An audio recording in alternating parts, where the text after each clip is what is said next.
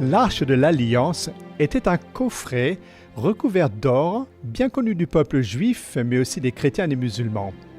Elle a également été portée à l'attention du grand public par différents films.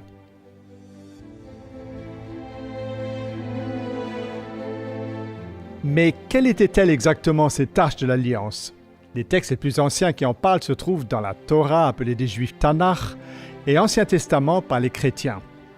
Ces textes nous parlent du Dieu suprême, celui qui revendique être le créateur de la planète Terre, celui qui écrivit les 10 commandements sur 2 tables de pierre. Ces tables qui furent placées dans un coffret recouvert d'or, lequel fut refermé par un couvercle surplombé de 2 chérubins, un à chaque côté du couvercle. L'arche avait 2 fonctions. Tout d'abord, c'est au-dessus d'elle que le créateur de l'univers se manifestait. Cette arche qui contenait la loi divine, le Créateur s'en servait de trône. Deuxièmement, l'arche fut placée dans le sanctuaire terrestre avec d'autres objets sacrés.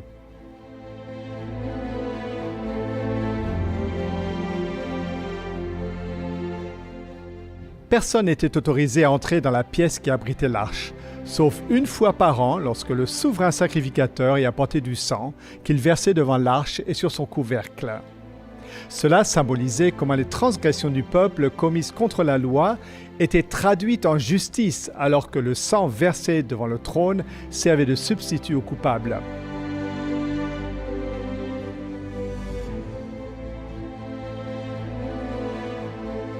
Plus tard, l'arche fut transportée dans le premier temple construit à Jérusalem. Et encore bien plus tard, quand les Babyloniens assiégèrent la ville et détruisirent le temple, on pense que l'arche a été cachée ou bien qu'elle a disparu.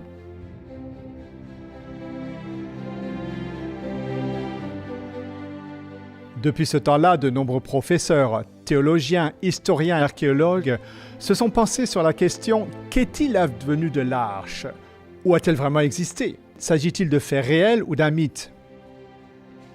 À l'époque, personne n'était autorisé à toucher l'arche. À plusieurs reprises, ceux qui ont enfreint cette interdiction ont été frappés de mort. L'arche a également accompagné les Israélites lors de leur guerre. Lorsqu'elle fut capturée par des ennemis, ceux-ci furent frappés par des fléaux, si bien qu'ils ne tardèrent pas à la restituer à ses propriétaires. On lui attribuait un pouvoir magique. Au cours des années, de nombreux aventuriers sont partis à la recherche de l'Arche de l'Alliance ou ont tenté d'en percer le mystère. Beaucoup en ont fait des répliques et plusieurs l'ont prétendu l'avoir découverte. Mais jusqu'à présent, personne n'a apporté de preuves tangibles qui puissent être vérifiées. Mais l'une d'entre elles démarque toutes les autres d'une manière particulière et vous couper le souffle.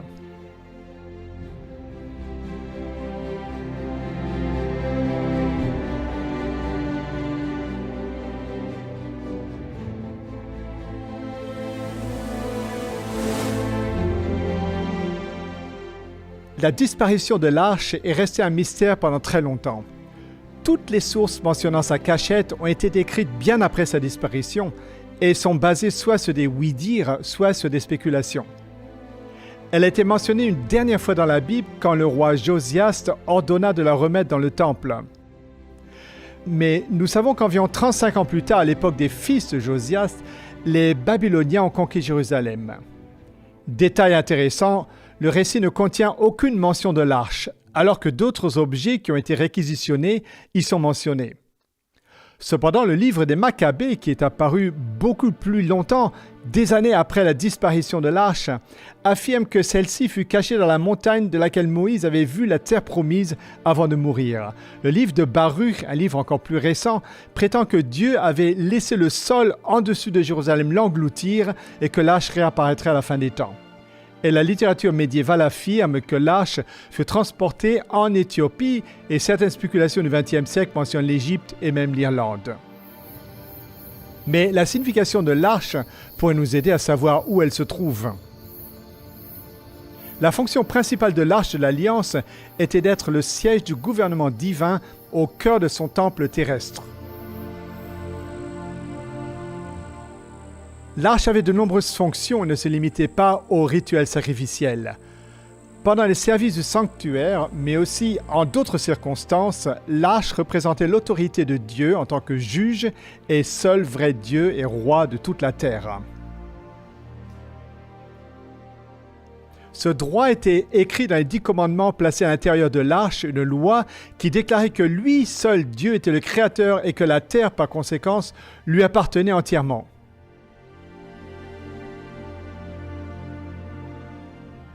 Le Dieu de la Bible a dit que l'arche appartient à l'Éternel, le Seigneur de toute la terre.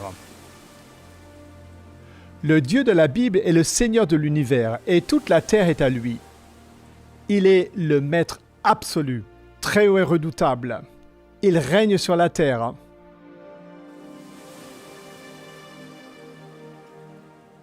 Et c'est pourquoi l'arche était placée en première ligne dans la guerre contre la ville de Jéricho, par exemple.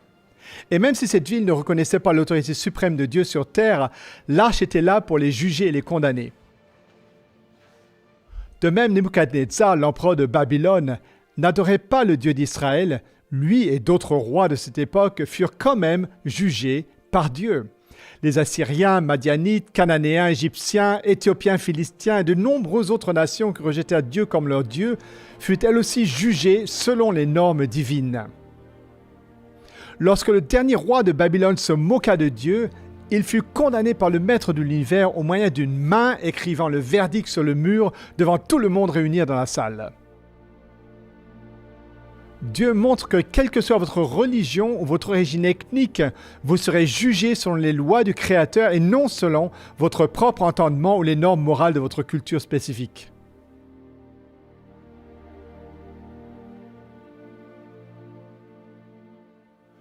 Une des fonctions de l'arche était d'aller au-devant du peuple de Dieu dans le désert et de le conduire à bon port. Elle est aussi mentionnée lorsqu'il fallut résoudre un conflit d'autorité sur la personne choisie par Dieu. Elle précéda les Israélites lors de la traversée du Jourdain, ce fleuve qui s'est miraculeusement ouvert, permettant au peuple de passer de l'autre côté. Elle participa au renouvellement de l'alliance entre Dieu et Israël au mont Ébal. Et pourtant, lorsqu'Israël échoua devant Dieu, fut vaincu par l'ennemi, et quand l'arche leur fut enlevée, Dieu se servit de l'arche pour juger les Philistins et humilier leur Dieu, forçant les ennemis d'Israël à la renvoyer chez ceux-ci. Dans cette situation, Dieu utilisa l'arche comme un symbole de sa royauté. Même lorsque Dieu n'a pas protégé son peuple au bord de l'apostasie, il protégea l'arche, car celle-ci représentait son autorité. Cela prouve qu'aucun être humain n'avait besoin de la protéger et que Dieu s'en occupait lui-même. D'ailleurs, ceci élimine également toute possibilité de sa destruction. L'arche fut le trône de Dieu sur terre, comme il est écrit dans la Bible, « Ton trône, ô Dieu, est à toujours ». Alors que Jérémie venait d'assister à la destruction de Jérusalem et du Temple, voici ce qu'il avait à dire sur le trône de Dieu, quelque chose d'entièrement différent. « Toi, l'Éternel, tu règnes à jamais. Ton trône subsiste de génération en génération. » Alors qu'est-il vraiment arrivé? Dieu avait dit à Jérémie que la ville et le Temple allaient être détruits. Il était préparé, lui, Jérémie et beaucoup d'autres. La chose la plus naturelle à faire était donc de cacher l'objet le plus sacré qui était l'arche de l'Alliance.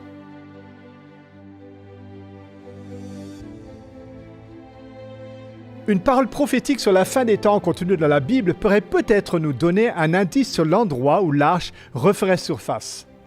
Il arrivera, dans la suite des temps, que l'on dira « Venez et montons à la montagne de l'Éternel, à la maison du Dieu de Jacob, afin qu'il nous enseigne ses voies et que nous marchions dans ses sentiers, car de Sion sortira la loi et de Jérusalem la parole de l'Éternel. »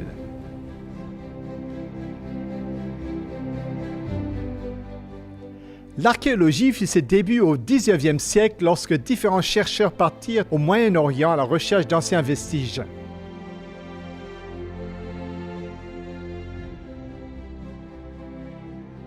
Des tombes et des temples en Égypte, aux archives historiques, la véracité de la Bible n'a jamais cessé d'être confirmée par la découverte de sites bibliques en Mésopotamie, en Palestine, etc. La Bible mentionne de nombreuses villes et des nations anciennes. Des documents anciens écrits par ces nations ne cessent de confirmer l'Écriture. Jusqu'alors, même l'existence de Babylone avait été considérée comme une légende par beaucoup de gens, jusqu'au jour où on en trouva les vestiges. Quant à Jérusalem, elle fut constamment habitée depuis l'époque où l'âge disparut. De nombreuses générations y ont construit des bâtiments, souvent sur les restes des anciens, et ainsi la vieille ville devient une superposition de couches historiques.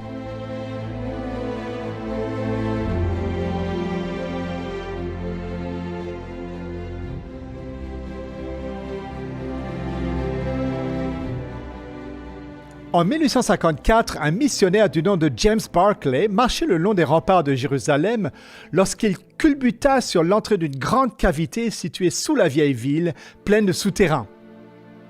Fermée pendant des siècles, cette cavité s'étendait sur 5 pâtés de maisons. En 1867, le général Sir Charles Warden effectua les premières grandes fouilles dans la vieille ville et dans la colline sur laquelle se trouvait jadis le temple, ce qui lui permit de découvrir des puits et des tunnels souterrains. En 1873, Charles Clermont-Ganneau, un orientaliste et archéologue français, découvrit un chérubin sculpté sur la pierre à l'intérieur de cette cavité. Les chérubins étaient couramment utilisés dans l'Antiquité pour garder l'entrée d'une ville ou d'un lieu sacré. Ce chérubin avait des caractéristiques similaires à ceux qui étaient populaires à l'époque de la disparition de l'Arche. En 1882, le général Gordon, un officier très respecté, voyageait au Moyen-Orient et, en se promenant à Jérusalem, il obtint la conviction que le lieu appelé traditionnellement Golgotha ne pouvait pas être le bon endroit. La partie nord du mont du Temple, qui avait été déblayée, semblait beaucoup mieux correspondre à la description biblique et à l'ancien tracé de la ville. Le général y entreprit des fouilles, mais il dut les interrompre pour pas régler un conflit au Soudan, où il mourut sans jamais avoir pu finir son travail. Cependant, il avait pris le temps d'écrire une lettre à un ami. Celle-ci contenait une déclaration bouleversante parlant de quelque chose d'inexplicable. La colline du nord de la ville que Gordon a identifiée comme étant le lieu du crâne était également l'emplacement de la grotte de Jérémie. C'est là que Jérémie avait écrit le livre des Lamentations, le livre où le prophète avait dit « Ton trône subsiste de génération en génération ». Gordon écrivit dans sa lettre « C'est là que se trouve l'Arche de l'Alliance ». Il mentionna que d'autres accessoires du temple pouvaient également s'y trouver. Une déclaration plutôt bizarre vu qu'il ne put jamais terminer ses fouilles. Comment donc pouvait-il le savoir ? L'endroit fut abandonné après avoir été recouvert. Les lettres du général Gordon sont restées cachées quelque part dans un endroit sûr.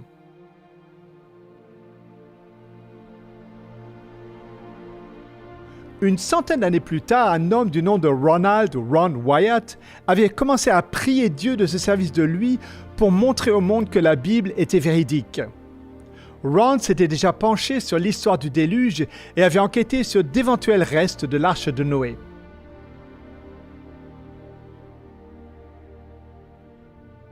Il avait également étudié la route de l'exode d'Égypte en Canaan et avait cherché l'endroit où ils avaient pu traverser la mer. En faisant de la plongée sous-marine, il avait trouvé plusieurs roues de chars de l'Égypte antique. Sur le chemin du retour, il passa par Jérusalem. Marchant le long de la falaise au nord de la vieille ville, sa main fut soudainement levée toute seule et elle pointa vers un endroit devant lequel des décombres avaient été déposés. Sans comprendre pourquoi ni comment, il s'entendit dire « C'est là où se trouve la caverne de Jérémie et l'Arche de l'Alliance est là. »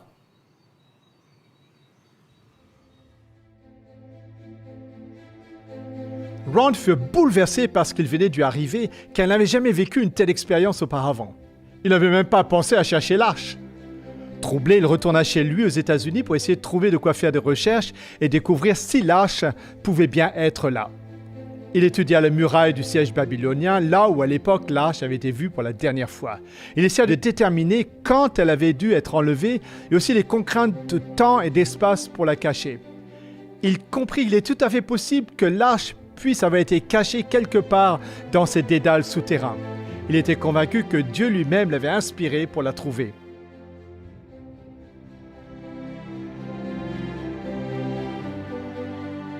Ron et ses deux fils commencèrent donc à creuser à l'endroit que sa main avait indiqué.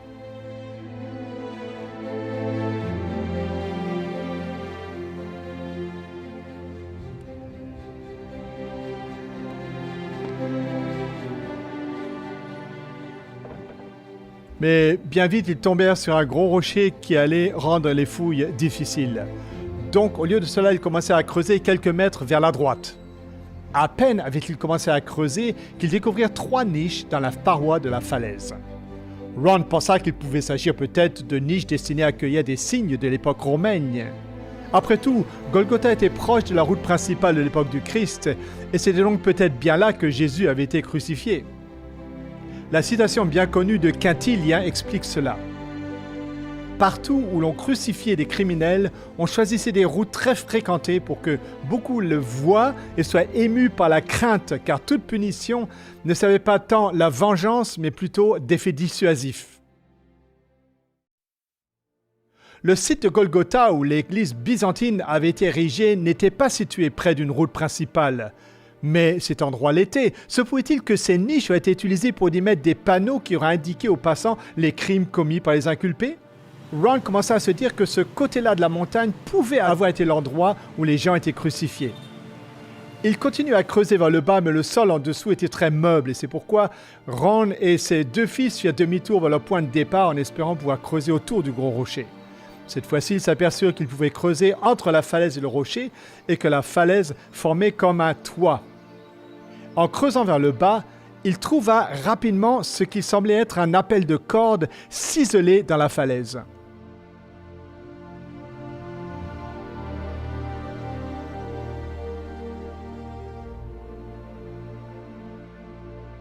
Il était sur le point de découvrir à quoi il aurait pu servir. À 11 mètres et demi sous la terre, les trois se retrouvèrent dans ce qui semblait être une citerne.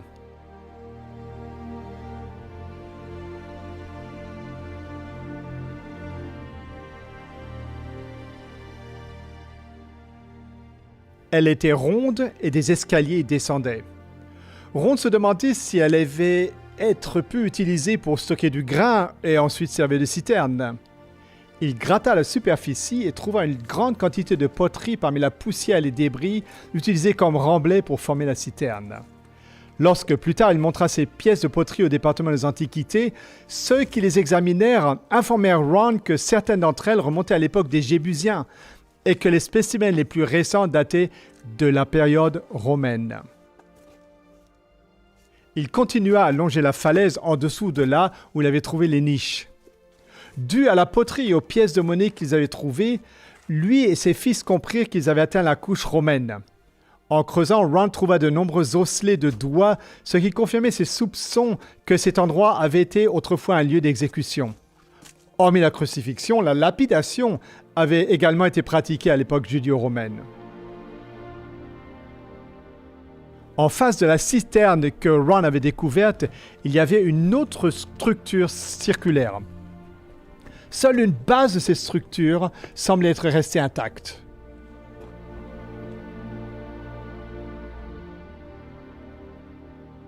Alors qu'il examinait les lieux, Ron remarqua une partie de la caverne avec un mur et une pierre se dressant horizontalement à l'extérieur du mur en face de la falaise.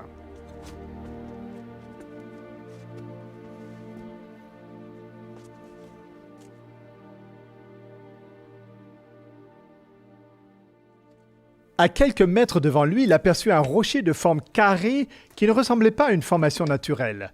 Il le souleva avec précaution et trouva en dessous une ouverture dans le socle du rocher. Est-ce que cela pouvait être un souterrain transversal? En examinant cette ouverture et en déblayant la terre autour d'elle, il découvrit une grande fissure. Il semblait que cette forme carrée avait été creusée dans une forme de plateforme dans l'avant-partie du soubassement rocher. Un peu plus tard, alors que Ron découvrait plusieurs autres souterrains, il n'arrivait pas à se dégager de l'idée que le creux sur la plateforme avec la fissure pouvait être sous le trou dans lequel la croix du Christ avait été plantée.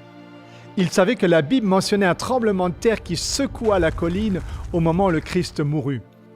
Se pourrait-il que cette fissure soit sous le trou qui contenait la croix? Ce trou faisait 58 cm sur 58 dans le roc solide, tandis que la fissure semblait être beaucoup plus profonde.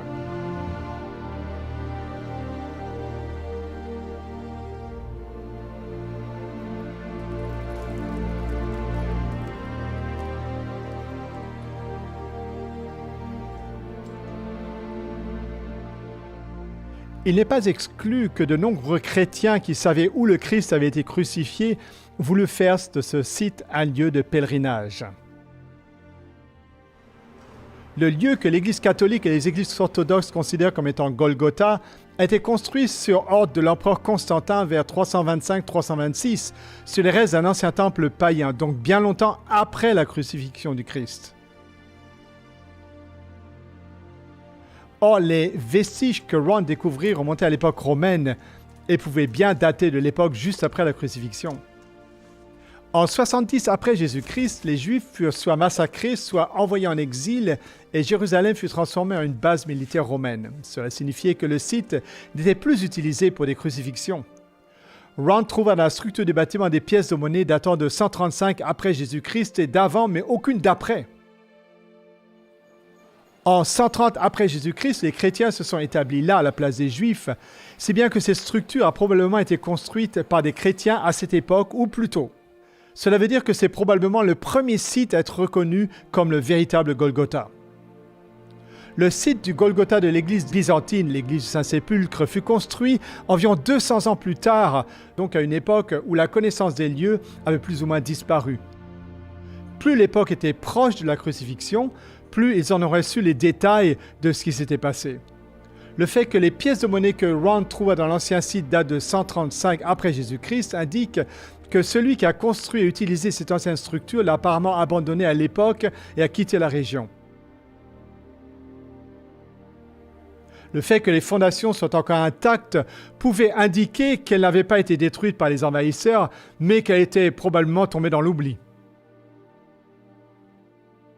Après le temps, elle finit par être recouverte de décombres et d'ordures. Quoi qu'il en soit, la preuve a été faite que la structure avait bien été construite bien avant l'église du Saint-Sépulcre. Ron et ses deux fils travaillaient à cet endroit sur une période de presque 2 années. Ils continuaient à scruter le niveau romain à la recherche d'une grotte ou de l'entrée d'un tunnel, mais sans succès.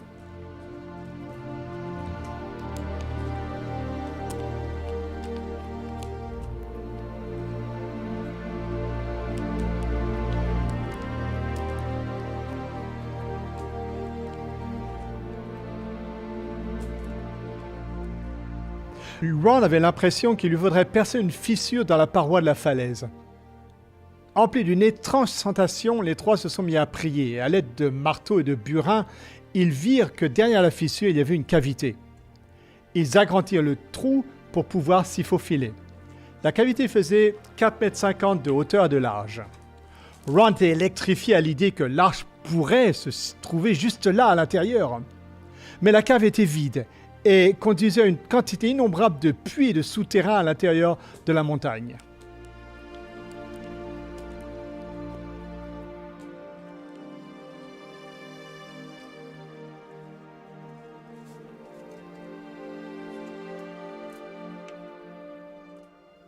Ron continuait à fouiller toutes les grottes et cavités qu'il pouvait trouver à l'intérieur de ce gigantesque système souterrain.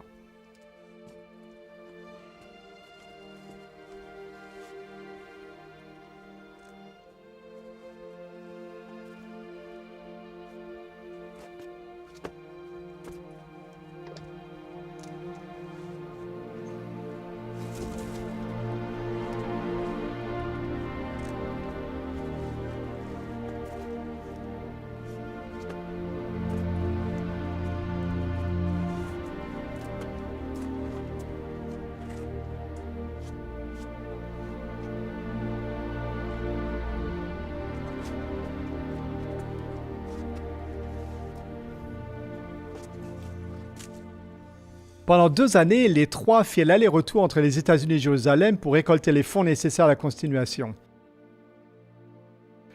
En décembre 1981, ils poursuivirent leur travail dans les souterrains à la recherche de toute ouverture, fissure ou cave qui pourrait s'y trouver. Cependant, tous les trois prirent sérieusement froid.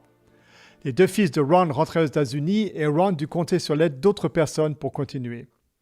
Il n'était pas question de renoncer au projet, car Ron avait l'intuition que Dieu lui avait promis qu'il découvrirait l'arche lors de ce voyage. Mais voilà qu'il avait utilisé toutes ses épargnes, qu'il était malade et que le travail était épuisant. L'un des habitants de Jérusalem l'aidait en arrivant à se faufiler par certaines des plus petites ouvertures, car il était plus mince et pouvait donc se rendre là où Ron ne pouvait pas. En regardant autour de lui, Ron aperçut un passage ressemblant à une cheminée et de là un petit tunnel où Ron devait expirer pour pouvoir s'y faufiler.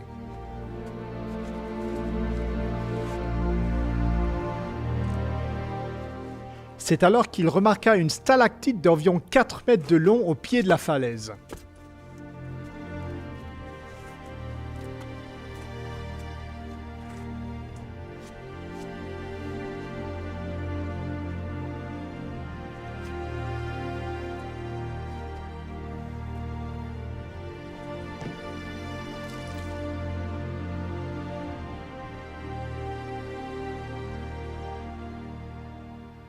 Derrière celle-ci se trouvait une cavité. Ron essaya de voir ce qu'il y avait, mais sans succès. Alors il agrandit le passage et put voir qu'à l'intérieur, il y avait une grotte. Mais elle ne ressemblait pas très prometteuse, probablement rien d'autre qu'une cavité pleine de cailloux. Mais il décida quand même de s'en assurer en élargissant encore une fois le passage pour que son aide puisse s'y glisser. Mais celui-ci en ressentit rapidement le regard terrifié, le visage en larmes. « Mais qu'est-ce qu'il y a dedans? Mais qu'est-ce qu'il y a dedans? Je n'y retourne pas. » Il essaya de sortir du système de souterrain aussi vite qu'il le put et Ron comprit qu'il y avait là quelque chose d'hors commun. Il agrandit le trou suffisamment pour pouvoir s'y glisser, c'était le 6 janvier 1982. Il y avait environ 450 mètres entre les rochers et le plafond.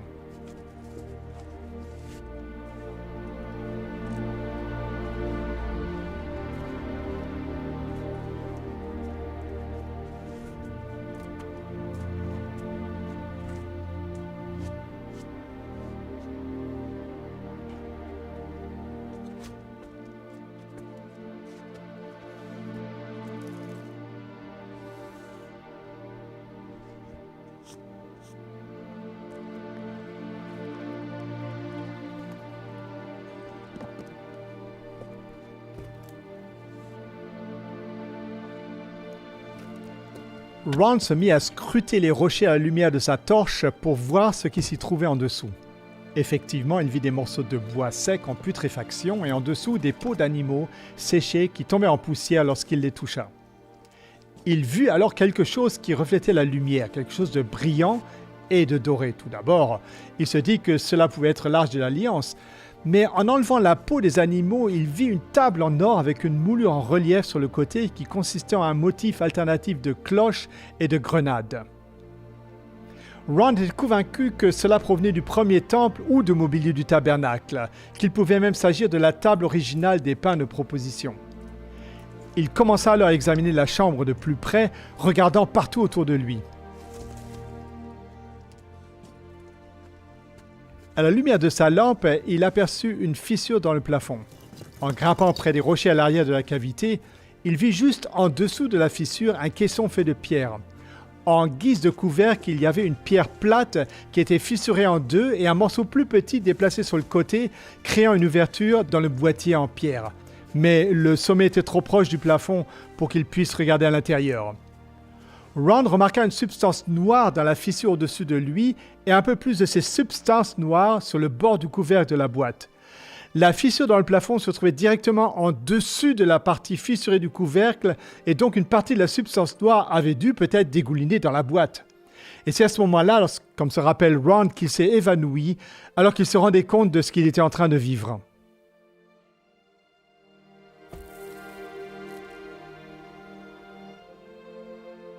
En revenant à lui, une autre idée lui traversait l'esprit. La fissure du plafond devait être la continuation de la fissure qu'il avait vue dans le trou transversal de la plateforme à l'extérieur, et la substance noire était du sang qui était tombé à travers la fissure dans le caisson en pierre.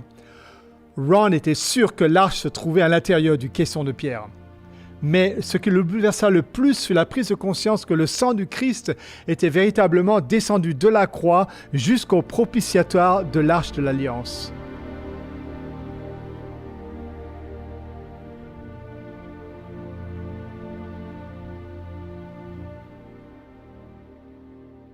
Ron perdit conscience et resta évanoui pendant un laps de temps. Plus tard, il revint dans la cave et réussit à confirmer que c'était bien l'arche de l'Alliance. Il informa le gouvernement israélien de sa découverte, mais on lui dit de garder le silence. Mais Ron ne put garder le silence pendant longtemps. Il visita la chambre à plusieurs reprises et répertoria plusieurs objets qui se trouvaient dans le coffret de pierre en plus de l'arche de l'Alliance. Le chandelier à 7 branches avec ses lampes du sanctuaire d'origine, l'autel d'or de l'encens, la table des pains de proposition, un encensoir en or, un éphod, une mitre avec une grenade en ivoire sur la pointe, un poids en laiton, des lampes à huile, une bague en laiton et une très grande épée.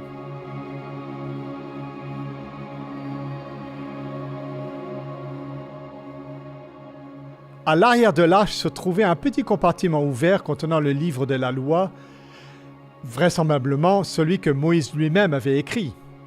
À sa connaissance, le livre de la Genèse n'y était pas. Ron fut étonné de constater que ces parchemins écrits sur des peaux d'animaux étaient encore en parfait état. Il en conclut que l'arche avait dû être amenée dans cette chambre d'une manière ou d'une autre.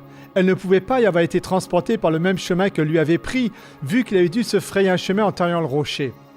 En enlevant certaines des pierres, il trouva une entrée beaucoup plus grande allant vers le sud dans la direction de la grotte de Sédécias, de l'autre côté de la route où les chérubins avaient été trouvés. Ce tunnel était cependant bloqué par des éboulis et Ron n'avait aucun moyen de les extraire du tunnel par lequel il était entré. Ron trouva un laboratoire en Israël prêt à analyser les restes de sang qu'il avait récoltés dans la fissure et sur le propitiatoire de l'arche, et le résultat le bouleversa au-delà de tout. Tout d'abord, pour cette analyse, j'ai voulu amener le sang dans un laboratoire en Israël. J'ai demandé à l'un de ceux avec qui je travaillais dans le département des Antiquités où se trouvait un bon laboratoire pour faire un travail fiable. Et ils m'ont dit, va à tel et tel laboratoire. J'y suis allé et j'ai dit, s'il vous plaît, examinez ce sang et dites-moi ce que vous pouvez m'en dire. Ils ont dit, bon, on va le reconstituer. Nous allons le mettre dans une solution saline et le maintenir à la température du corps pendant 72 heures en remuant doucement. C'est leur métier, bon, ils s'y connaissent. Moi, j'ai dit, je veux être là quand vous faites l'analyse. Ils ont dit, d'accord. Donc, je suis revenu avec le sang, ils ont commencé les analyses, ils m'ont dit, ce qu'on peut dire, c'est qu'il s'agit de sang humain. Ils ont fait tous les tests possibles, et puis je leur ai dit, prenez une partie des globules blancs et mettez-les dans un milieu de croissance et gardez-les à la température du corps humain pendant 48 heures. Ils ont dit que cela ne servira à rien car la personne était morte.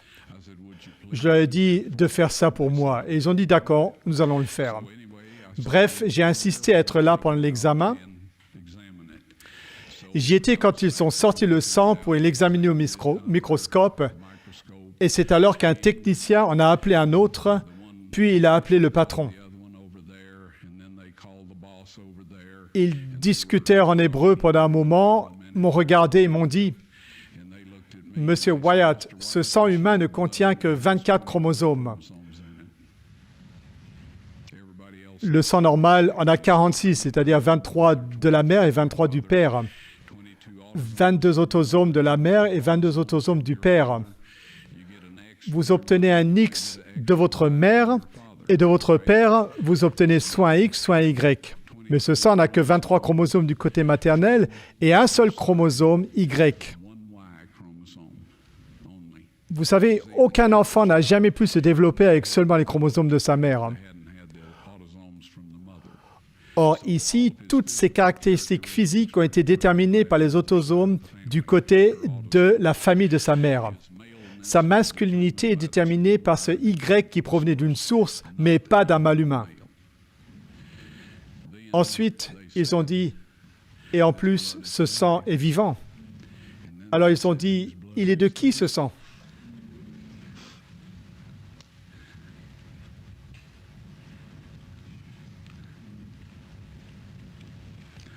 Je leur ai dit, c'est le sang de votre Messie.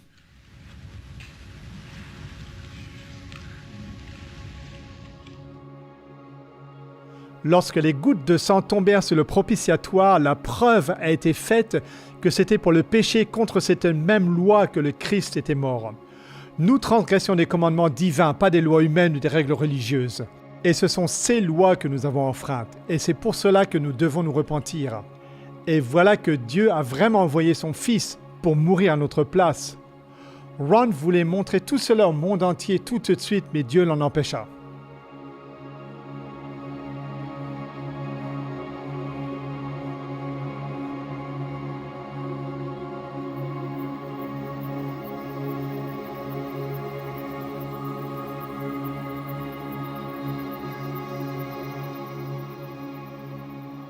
Lors de sa 4e visite, Ron dégagea la cave et les souterrains et mit de l'ordre dans les objets.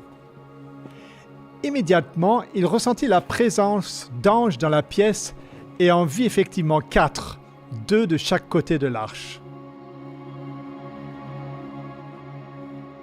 Ils lui dirent qu'ils étaient chargés de protéger l'arche. Puis ils dirent à Ron de mettre son appareil de photo sur un trépied et de filmer.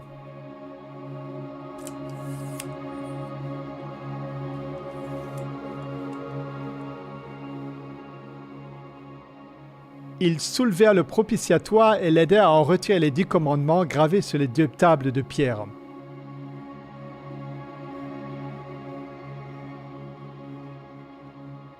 Ron les prit alors dans ses mains pour en faire des photos.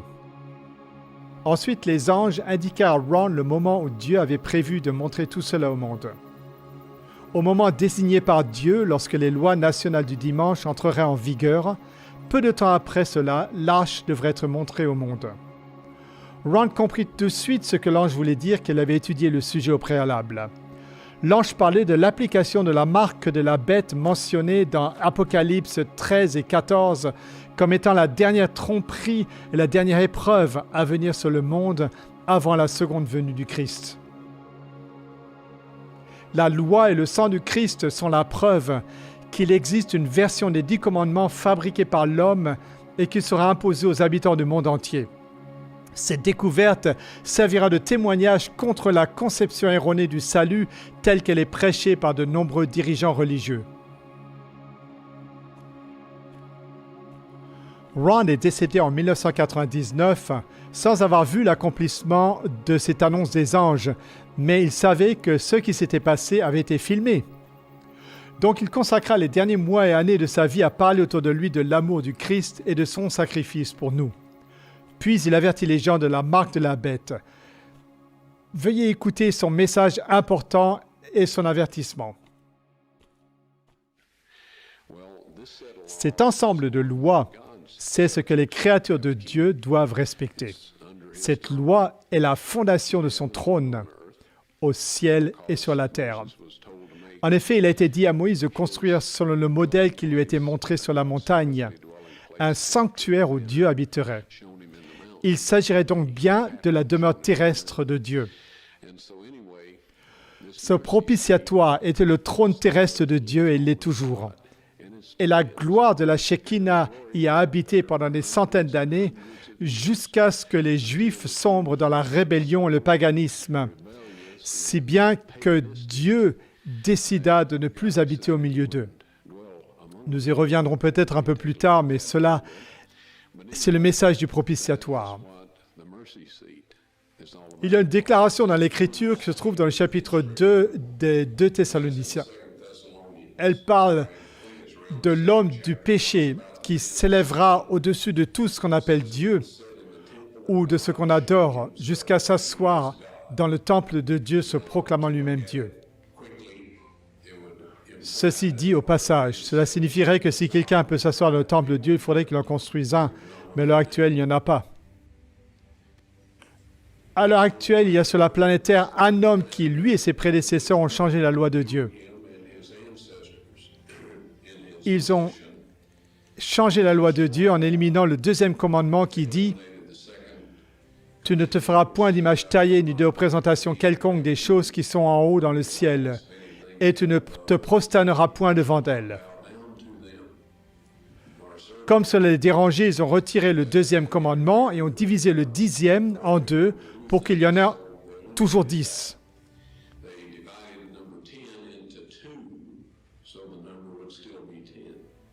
Oui, les tables de pierre ont été trouvées dans l'Arche de l'Alliance. Je les ai personnellement soulevées avec l'aide de 4 anges qui ont soulevé le propitiatoire qui, selon mon estimation, devait peser environ 450 kilos d'or pur.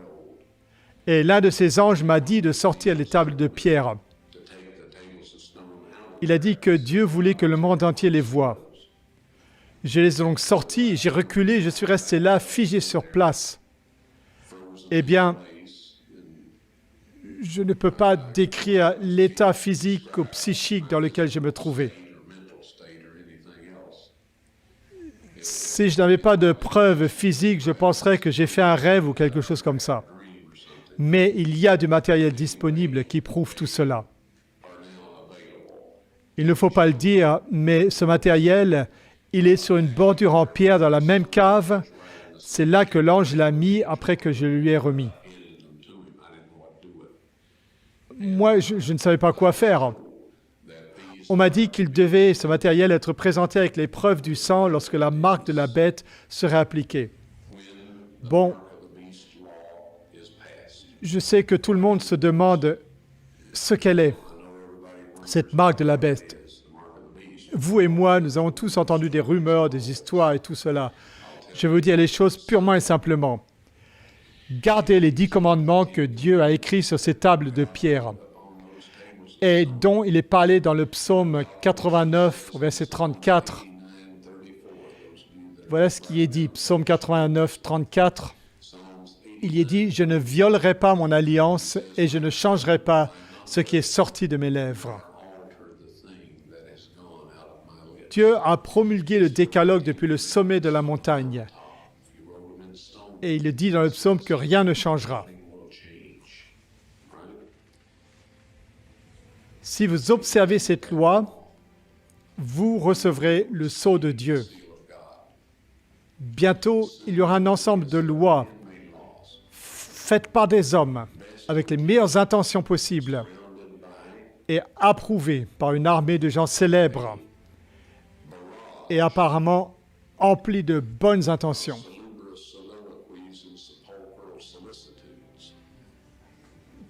Tout ça, ce sont des histoires à l'instigation du diable pour vous faire croire que c'est la meilleure chose qui soit arrivée à la race humaine.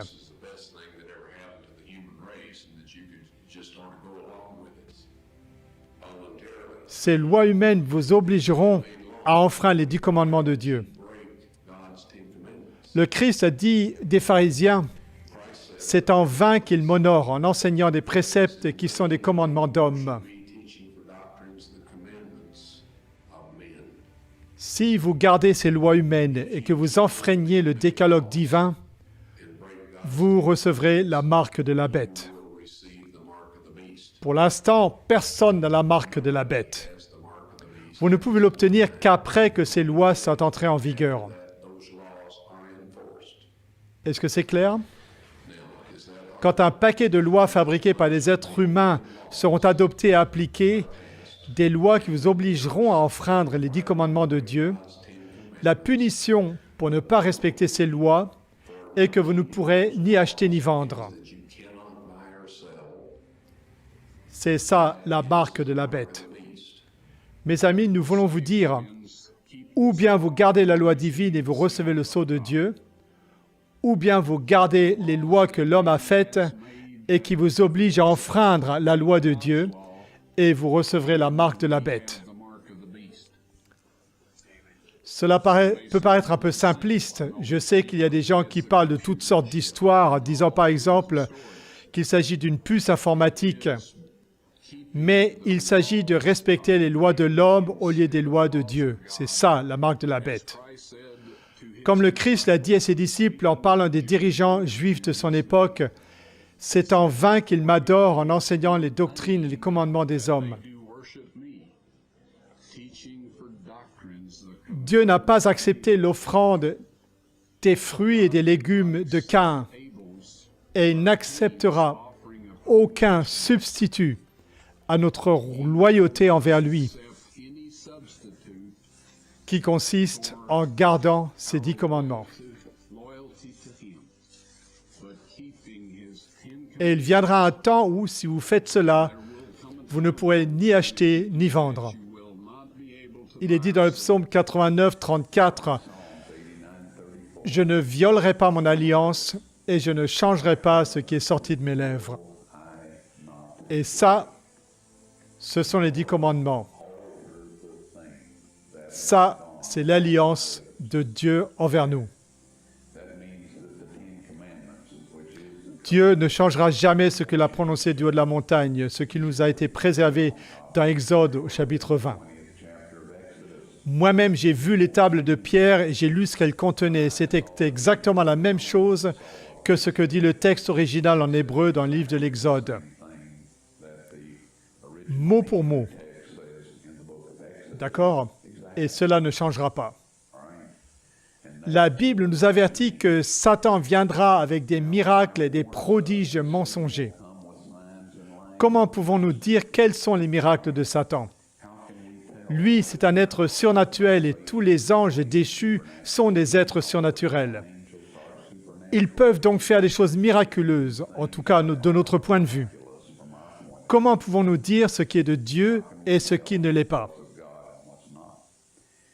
Si l'on dit que l'observation des commandements de Dieu est une nécessité absolue, alors les enfreindre, c'est péché. Si on présente d'autres commandements en prétendant qu'ils viennent de Dieu ou qu'ils disent autre chose que cela, ils ne sont pas de Dieu. Et nous ne devons pas à leur prêter attention, quel que soit le genre de miracle qu'ils accomplissent. Les tables de pierre seront exposées après l'application de la loi du dimanche, la loi nationale sur le dimanche. Ce sont les paroles exactes de l'ange, si ma mémoire est bonne.